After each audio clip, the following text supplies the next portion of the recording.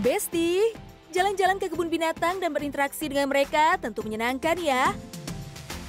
Sebagai makhluk Allah paling sempurna, manusia berada pada tingkatan yang lebih tinggi ketimbang hewan yang hanya mengandalkan insting atau naluri. Namun, dengan pikiran, akal budi, dan hati nurani yang Allah anugerahkan kepada kita manusia, jangan lantas menjadikan kita sombong dan memandang rendah hewan dengan berlaku semena-mena ya.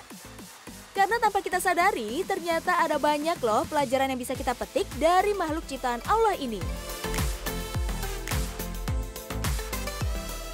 Dari binatang-binatang seperti ini, sekali lagi banyak hal yang kita bisa pelajarin ya, baik yang ada di bumi ya, atau mungkin di tanah, atau yang ada di udara ataupun di air ya. Contoh mungkin teknologi-teknologi yang berhubungan dengan misalkan ya dunia militer ya, itu banyak meniru burung-burung tertentu yang memang mempunyai kemampuan yang cepat ya, kemudian tidak bisa dilihat oleh radar dan seterusnya. Kemudian juga mungkin kalau kita bicara tentang bagaimana kapal selam ya, jadi banyak sekali sebenarnya pelajaran-pelajaran yang bisa kita ambil di sini, termasuk juga makanan ya.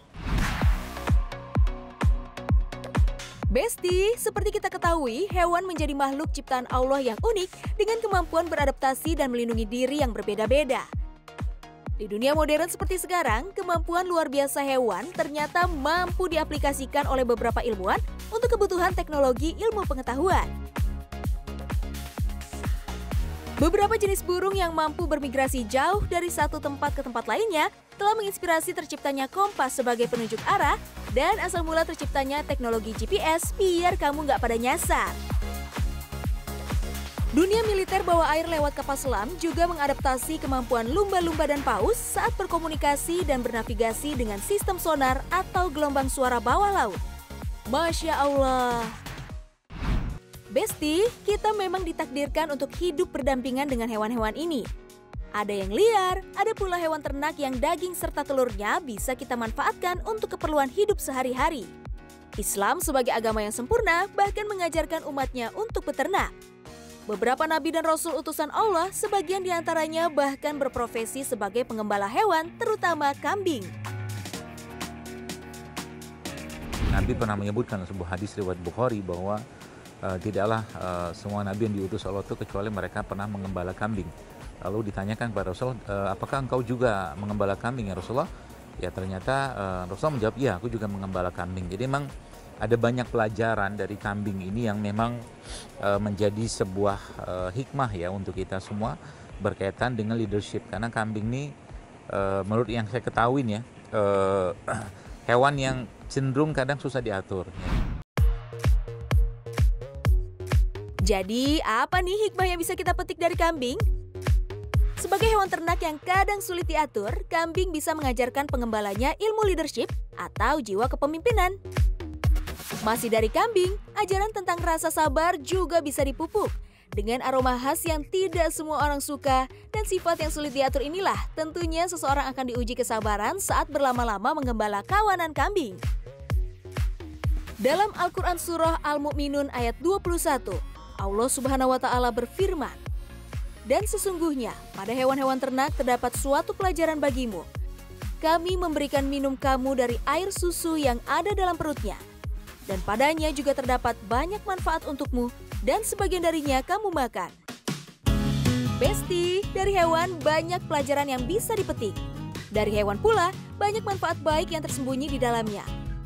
Rasulullah Shallallahu Alaihi Wasallam konon menyukai daging kambing bagian paha sebagai salah satu santapan favoritnya loh.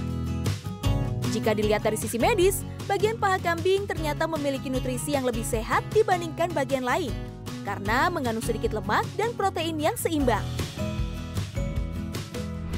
Itu yang mungkin bisa jadi membuat Rasulullah menyukai bagian tersebut karena memang Masya Allah dengan banyak yang pergerakan ya pada daerah tersebut, otomatis lemak yang ada kan luntur ya atau rontok ya, dan yang terbentuk adalah otot ya atau massa otot atau daging, sehingga itulah kunci sehat kalau kita memakan sesuatu lah salah satunya adalah kita jangan terlalu berlebihan dalam lemak hewan yang kita konsumsi, meskipun beberapa pendapat juga menyebutkan lemak hewan itu bagus ya, seperti itu.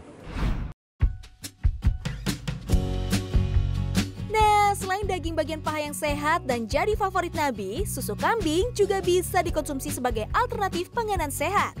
Supaya lebih nikmat, konsumsi susu kambing murni bisa juga ditambah dengan bahan baik lainnya seperti madu dan buah kurma. Besti semua yang dirahmati Allah, susu kambing murni yang bersifat basah dipercaya memiliki khasiat yang lebih baik dibandingkan dengan susu sapi yang cenderung asam. Nutrisi yang terkandung pada susu kambing sangat dibutuhkan jantung agar dapat bekerja dengan optimal. Uniknya lagi, pada susu kambing komposisi kimiawi di dalamnya dipercaya mendekati ASI atau air susu ibu. Susu kambing dapat disajikan tanpa dimasak terlebih dahulu. Proses pemanasan berlebih pada susu kambing justru berpotensi merusak beberapa elemen, terutama mineral atau fluorin, yang berkhasiat sebagai antiseptik dan pelindung paru-paru. Nah, resep sehat yang satu ini pun buatnya nggak pakai ribet, Besti. Susu kambing murni yang masih segar cukup dicampur madu dengan perbandingan 3:1. Suiran buah kurma di dalamnya bukan hanya menambah tekstur dan kenikmatan, tapi juga kekayaan khasiatnya. Katanya sih, kombinasi antara susu kambing plus madu menjadi salah satu resep ampuh pengusir jin yang bersarang di dalam tubuh. Nah, kalau dari segi medis, selain baik bagi jantung, resep susu kambing, madu, dan kurma ini baik juga untuk kesehatan kulit dan sistem pencernaan tubuh kita. Sehat dan nikmat pastinya, insya Allah. Besti, melalui hewan, Allah juga menyiratkan perintah dan petunjuk. Salah satunya, Islam yang tidak mengenal istilah vegetarian yang hanya mengkonsumsi buah dan sayur. Dalam Islam, menyantap sesuatu yang berasal dari hewan tetap diperbolehkan. Bahkan dianjurkan agar nutrisi di dalam tubuh kita tetap seimbang. Karena ada nutrisi tertentu yang hanya terdapat pada hewan dan tidak ada pada tumbuhan. Masya Allah. Tapi ingat Besti, sumbernya tetap harus halal dan toyib. Karena ada juga jenis produk hewani yang diharamkan karena lebih banyak mudarat daripada faedahnya. Ada hubungan apa dengan itu? Karena memang manusia itu sesuai dengan karakter apa yang dia makan. Jadi semakin baik ya, semakin katakanlah toyib dalam hal ini atau halal pastinya yang dikonsumsi, semakin baik pula sikap, sifatnya atau mungkin ya kebiasaan seseorang itu. Maka itu sebab dalam Islam makanan-makanan yang diharamkan dalam Islam itu ya itu banyak sekali ya, bertaring ya, berkuku tajam, kemudian menjijikkan ya, kemudian juga hewan yang hidup di dua alam ya. Banyak sekali itu fikihnya itu. Beberapa hewan mendapatkan keistimewaan dan tempat khusus dalam Al-Quran. Sebagian hewan disebutkan lewat penggalan kisah, sementara sebagiannya lagi diabadikan sebagai nama surat.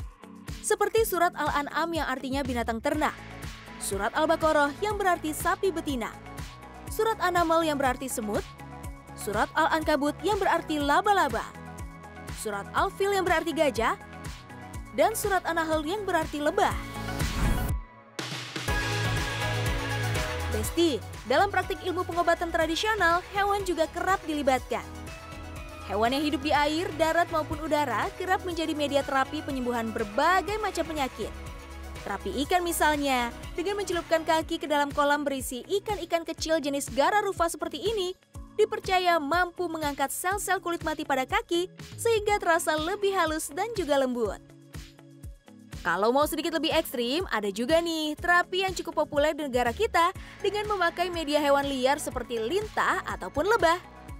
Siapa sangka racun yang dikeluarkan lewat sengatan lebah mengandung berbagai macam protein dan nutrisi. Kandungan nutrisi dari hasil sengatan lebah dipercaya berfungsi sebagai antiinflamasi, membantu mengobati rematik atau peradangan, dan meregenerasi sel-sel tubuh kita. Tapi bukan berarti tanpa resiko loh ya. Dulu pernah saya bertemu dengan seorang profesor yang memang dia ahli dalam bidang sengat lebah ya. Itu salah satu efek yang bisa kemungkinan terjadi pada sengat lebah itu adalah kejang-kejang. Ya, kejang-kejang bahkan shock ya seperti itu. Jadi memang harus hati-hati sekali dan tentunya dalam pengawasan orang yang berkompeten kalaulah pengen mencoba ya. Tapi apapun itu sih, hewan tetaplah makhluk Allah dengan segala kelebihannya yang luar biasa. Kita manusia sebagai makhluk Allah paling sempurna, tentu bisa memetik banyak pelajaran baik dari para hewan. Wallahu a'lam bishawab.